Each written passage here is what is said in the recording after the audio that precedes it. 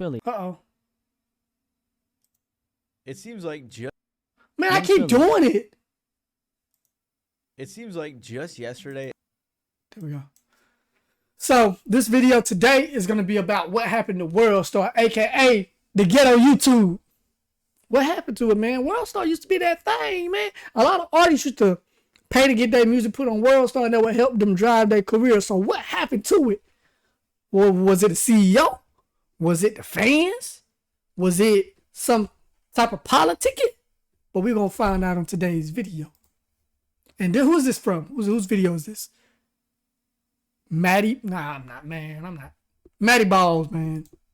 Check out Maddie Balls. Pause. It seems like just yesterday, everybody was yelling Worldstar when there was a fight. Or you would go and check out Worldstar's page to You know what? People still say that. People still say Worldstar. I remember back when people used to say Jerry. Now, if you don't remember that, you's a baby. You need your diaper changed. You's a baby if you don't remember Jerry. But I remember that. I remember the Worldstar. Now I guess kids be like, oh, TikTok. Oh, TikTok. But, you know. Some of the hottest up-and-coming artists. But nowadays, it just seems like a page where anybody and everybody can post their mediocre music videos, and their blog posts these days just hey, relax. Hey, I used to once pursue music, so you know what I'm saying, I won't take that disrespect, brother. Entertainment value that once made them stand out. So to understand how Worldstar went from being this huge cultural influence to something that no one really talks about anymore, we got to go back to its creation. Also, another big page that used to have a bit more of a cultural influence was Lyrical Lemonade. But I feel like they kind of lost that touch, and I want to talk about it. But I might get cooked for my opinion, so let me know what you guys think down below. And make sure to subscribe and stick around, and I'll make the video in the next couple weeks. Anyways, let's continue. In 2005, a guy named Lee O'Donnell, aka Q, was trying to make some money. As a rap fan, he decided to start a website called WorldstarHipHop so he could sell mixtapes. However, for whatever reason, hackers decided to destroy his website right after it was launched. So Q had a little bit of a setback, but he decided after being inspired by YouTube that he would shift the content of his website to becoming more of a video platform instead. How did you start Worldstar? Like, how was that idea? I mean, it came about just like, you know what I mean? You know, seeing the space with YouTube, you know what I mean? The success of YouTube back then when they got signed with Google. And I noticed that everything's going to be... YouTube signed with Google? Oh, GG's. No reason Google's so rich. Going towards videos, you know what I'm saying? Because I was one of the first cats to do a mixtape sites in 01. And then I was like, yo, this, you know, it's too saturated right now. Let me go ahead and think of the next curve. So that was like videos online. You know what I'm saying? Because I respected the DVDs in the hood. And I felt like cats can't get these DVDs to be seen all over the world. So, you know, why not, you know what I'm saying, chop it up, break it up, and put it out there. So, you know, the whole masses just loved it, you know what I mean? Very quickly, he started posting videos on the Worldstar website. But there was something interesting about the videos he was posting. A lot of the Worldstar videos were crazy, almost live leak level crazy. It was fight videos. Come on, what a horrible place to drop ads. Sexual videos and everything and anything in between. Yeah, that's the first time I seen like something very, very violent. Before X is like the new Worldstar now. If anybody know, X and Twitter is like the new Worldstar. You know, there's no kind of regulations there at all. It seems, it's just pure freedom, and that's it's good, but it's also bad sometimes. You know. It wasn't entirely hip-hop related. Honestly, most of it wasn't hip-hop related. And it wasn't long before it just became known as a website that had crazy fight videos and things like that. One of the first vids that kind of blew the site up was when a guy who went by the name Trashman took responsibility for killing the rapper Stacked Bundles. And with this type of crazy content, pretty quickly Worldstar was getting 4 million views a month. And eventually they became so widely known for crazy fight videos that everyone was screaming Worldstar when there was a fight. When you look at how far Worldstar has come, I mean, it's a phenomenon, right? I mean, like you hear people say Worldstar, right? It is a meme on camera now. It's a battle cry. Yeah. Worldstar! Worldstar! Worldstar! Yeah, Worldstar! Damn! Yeah, Worldstar! Worldstar! Two knockouts! Worldstar! How's that for a badass? And obviously it wasn't only fight they made it videos. cringy. They had some other stuff like They made me cringe. When older people try to like stay hip, it's like, and I feel like eventually, you know what I'm saying, I'm getting up there in age. Eventually, I'm gonna be older, but I ain't gonna try to stay in tune with what's hip. I'm gonna do my own little thing. I'm gonna put my Crocs on, you know what I'm saying, my button-up silk shirt, my khakis or whatever, and what up, y'all, youngin? Yeah, you know what I'm saying. I'm gonna be there.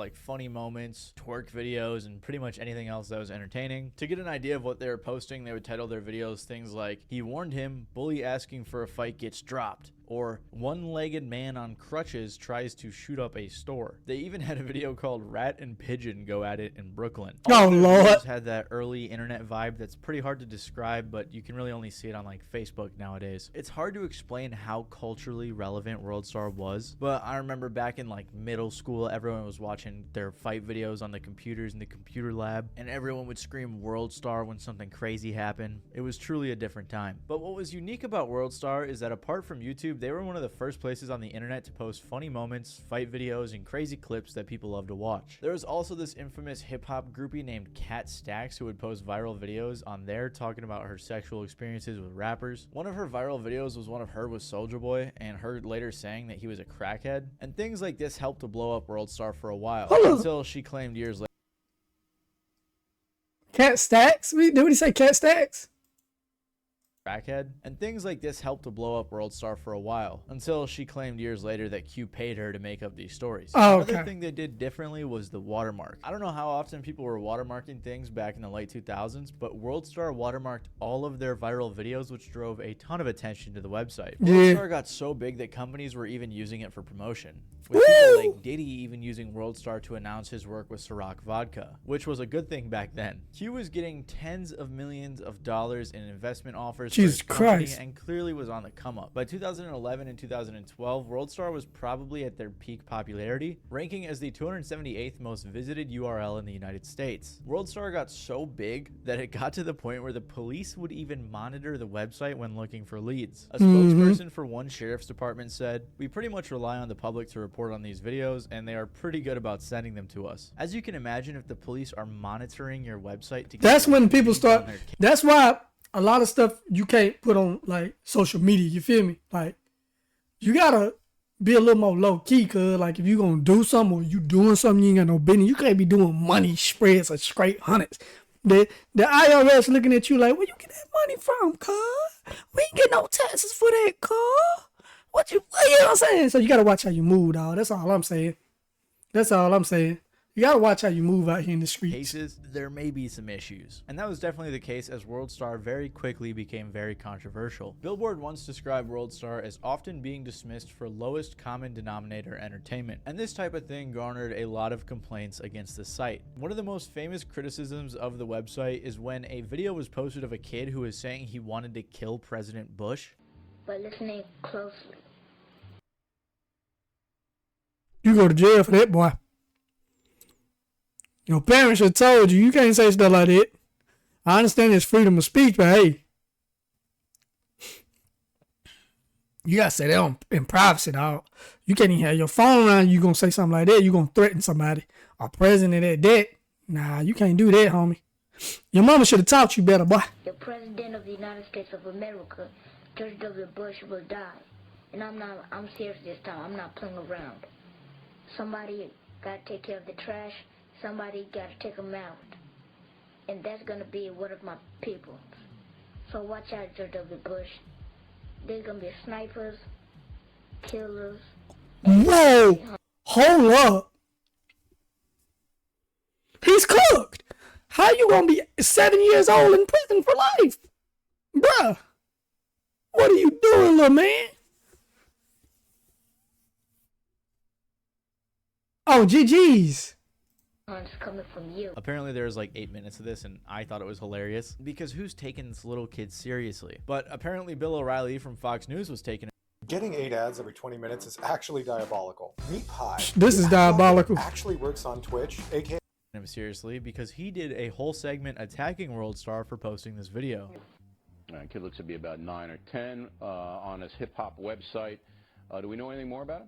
It's really disgusting. It's really frightening. It's child abuse. It's crime. This is a crime. If this were an adult, the Secret Service would arrest the adult. Now, I believe the Secret... Told you. It's still a crime for a child. You still need to pop up and scare him a little bit. Like, bro, you can't just be saying no shit like that, homie. You threatening them, you know what I'm saying? I know people may feel that way, but you just can't record that and post it all over World Star. What's going on, little man? Secret Service should arrest the parents of this kid and the purveyor of the website. Now, we know who the website is. What?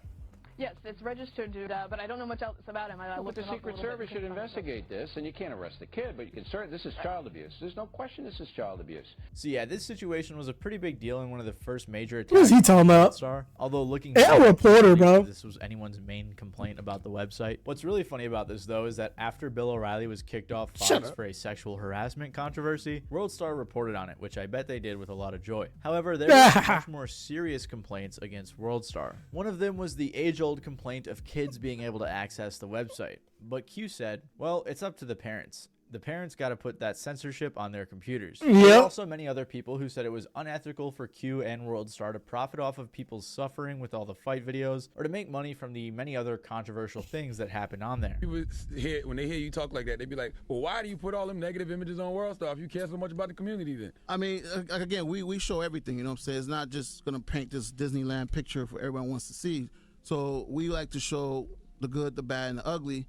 And, you know, that's our job as well, to be real. You know what I'm saying? I'm hip-hop. You know, I was around hip-hop since the birth. And, you know, growing up, you know what I'm saying, the hood is all about keeping it real, loyalty. And I think that these videos were there before WorldStar. It's not just something that we created, you know what I mean? Q has also said in relation to the controversy, we're showing people what's been going on forever, and people want to point at us and blame us for what's going on. He said that WorldStar was like the CNN of the ghetto. Another complaint was the hip-hop part of WorldStarhiphop, with people saying that Q and his... WorldStar, the ghetto YouTube, man. What I just say?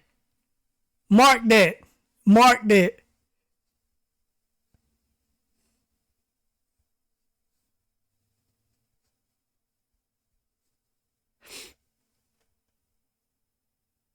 Platform were misrepresenting hip-hop and its culture. And based on some of his statements, that might not have been too far-fetched. Q once said, hip-hop is for the sex, the drugs, the violence, the beef, the culture. That's the competitiveness of hip-hop. So I felt like the site needed to be R-rated. People may be that's true. By some of the content, but hey, the internet is not a censorship boat. We're the Carnival Cruise, man. You don't have to log on. It seems like in every single interview Q did, he was having to defend WorldStar from the public and the critics. WorldStar was so crazy that even Childish Gambino made a song called WorldStar where he was mainly mocking the viewers and partially the website for being obsessed with fame and going viral despite the violent or crazy actions that were necessary, which ironically is still a huge thing today. But it wasn't just critics who had a problem with WorldStar. 50 Cent and Q also had a little bit of a beef for a while. It's funny because it feels like every single video I do about anything 50 Cent is always involved one way or another. But regardless, in 2009, 50 Cent decided to sue WorldStar for using his image on their website without his permission. I don't think 50 cared that much, but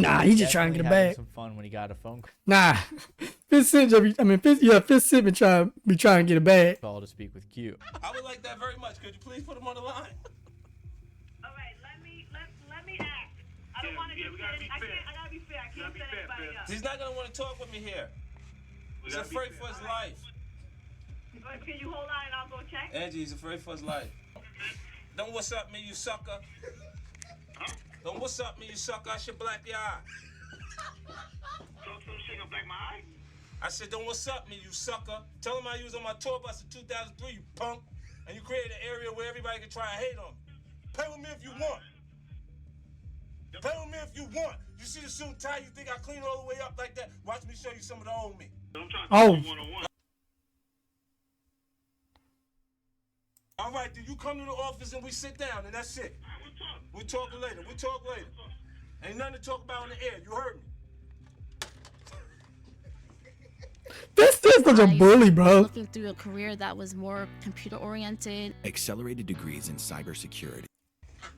50 Cent's a bully, bro. Straight up. Hey. 50, anybody who know, anybody with some age on their ass, pause, they know 50 Cent been like this his whole career, bro. And eventually, you know what I'm saying? I've never been a fan of 50 Cent or G Unit, but eventually I come to like, he alright. You know what I'm saying? He keep people straight. He set people straight, and you know what I'm saying? He ain't never really, you know.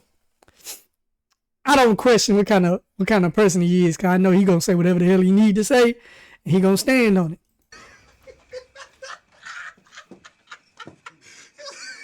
I think some of that was jokes though, because eventually Q and 50 patched it up and settled the suit years later. But all of this goes to show how controversial WorldStar used to be. So in my opinion, it seems like they kind of tried to switch it up a little bit, and it seems as if they tried to use their platform for a bit more good. On top of that, WorldStar was struggling to compete with platforms like YouTube and Vine, which was a thing at that time. Q said, "There's Vine was the shit." Just letting y'all know. Vine was the shit. I hate that it fell off. Vine was the TikTok before TikTok. We need another American site like that, app or whatever, like Vine. Vine was pretty dope, bro, for real.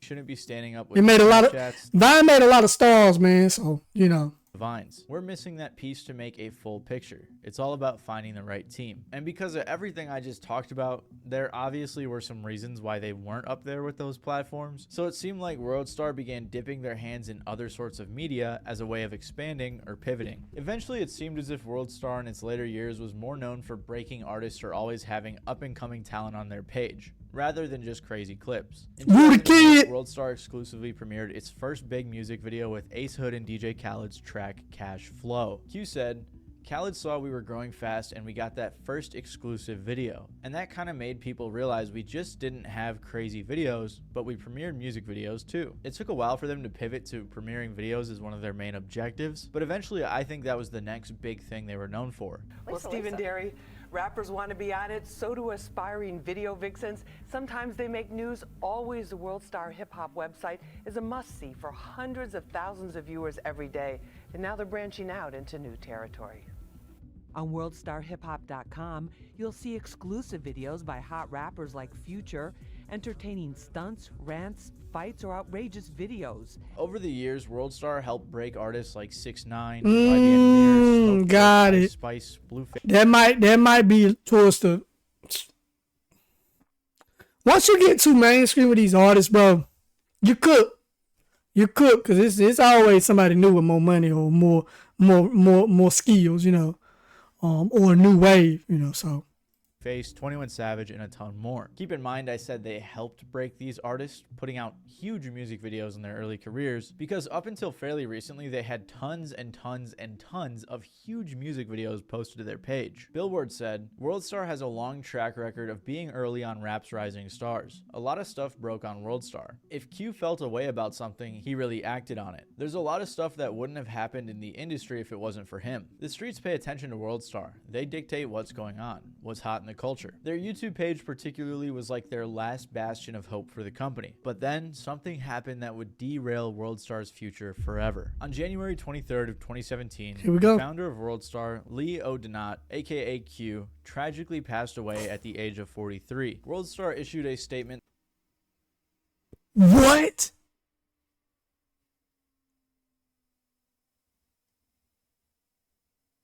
Dang, He was a brilliant businessman who championed urban culture, ultimately creating the largest hip-hop website in the world. But more than that, he was a devoted father and one of the nicest, most generous persons to ever grace this planet. And while Q was a controversial figure because of many people claiming he was just profiting off of terrible things, like and even saying that he started modern blaxploitation. People chose to upload them videos. How you? Shut up!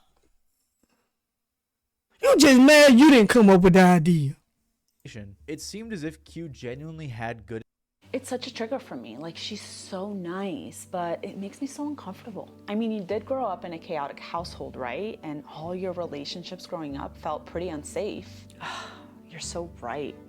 intentions with his company. For example, a few years before his passing, Q made some documentaries about the life of inner cities of places like Chicago and Miami. According to Billboard, rather than treat low-income areas as aesthetic fodder, these videos gave voices to local residents and talent and attempted to flesh out the complex and complicated worlds so often glossed over by other outlets. But after Q died, it seemed like WorldStar did as well, and a lot of fans seem to share that same sentiment. Q definitely had a vision for the company and knew what he was doing. He was able to successfully pivot from the blog era to the social media era, utilizing other platforms like YouTube and Instagram. Right before he passed, he even announced that WorldStar was going to be premiering their own show on MTV, because Q was smart enough to realize that doing the same thing they were doing wouldn't last forever. But Q never got to see his brand make it to TV, and his vision was never fully realized. After the passing of Q, WorldStar was purchased by a company called Media Lab that owned other old and dying websites like Kick and DatPiff. And based on how those websites ended up, it's no wonder that WorldStar kind of fell apart too. Yep. Nowadays, WorldStar is in quite the sad state. Like, I checked out their website and it just seems outdated. Then I went to the advertise on WorldStar page and it was just claiming that WorldStar is the #1 destination for hip-hop music. And Nah.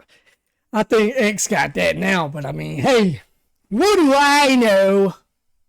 Culture on the internet, which just isn't true. If you want to find new rap songs or culturally important things, you're gonna go to TikTok, Instagram, TikTok, there we go. YouTube, and I forgot all about these other TikTok. sites that got dedicated pages to the stuff you're interested Yep. in. Not WorldStar's pages full of spammy posts that are almost all paid promotion. I actually looked at their prices and it's $5,000 for an Instagram post, $8,000 for a YouTube post, $2.5 for an Instagram story, and $3.5 for a TikTok post. Tripping. But because so many people nowadays are buying this stuff, it's just overly saturated and no one really cares. So it definitely isn't worth the money. On top of that, a lot of their posts nowadays are just really lame and some of them are in very poor taste. Like when Takeoff died, they posted a picture of his body like it was just the news. And it's just such a poorly run page now. No one is really going to That's blogs messed up, cuz, you know, that's disrespectful. Like, you know, some people post those autopsy pictures, man. That's disrespectful. What if somebody post your grandma autopsy picture, fool? How would you feel your homeboy autopsy picture? Why you doing that? That's stupid and goofy. Let the dead be dead, bro. You ain't got to take pictures of that shit. The younger generations look to pages on already established platforms like Instagram and TikTok. People are watching videos on pages like Complex, Rap TV, Barstool, and the millions of other random pages posting videos. And don't get me wrong, WorldStar is still around and getting decent views on their TikTok clips and Instagram posts, but they just don't bring anything unique to the table anymore. For example, Rap TV is one of the Instagram pages that's always on top of the news. Complex has had unique series like sneaker shopping. Barstool has their Caleb Presley interviews. All of these Look at have things that are unique to them. Look at little Adonis. No longer has the cultural impact that they once did, like the crazy videos or breaking new artists. They aren't getting people like Diddy to do promotion on their page anymore. Not like that's really a good thing these days, but back then it was. Not to mention that most of the views they get these days are no longer on their blog, but they're on other platforms. A fan on Reddit put it well when they said, "This is just due to the age of blogs/platforms other than social media kind of dying out. Attention has been monopolized by IG, YouTube, Facebook, Twitter, TikTok, which kind of kills the air in the room for the other sites." It had a good run. Without Q there to come up with other ideas to keep WorldStar alive, instead Media Lab has the control of the website and seems to be letting it exist on life support, using the same old techniques that every other media page does nowadays. Q wanted WorldStar to stand out, and for a while it did have a cultural influence. But now that a big corporation has control of WorldStar, it seems as if the page has succumbed to that lifeless corporate nonsense that Q tried to avoid. If you like this video about the history of WorldStar and what happened to the company, you may also like my video about Vivo, which had a similar story of struggling against platforms like YouTube. Other than that, if you enjoyed, appreciate you, cuz. Hey, I'm gonna go ahead and subscribe to you. Like I said, Matty Ball's gonna subscribe to him because I do like content like that. But that'll be all from your boy Ronald Rizzo. Until next time, I see y'all when I see y'all. Peace.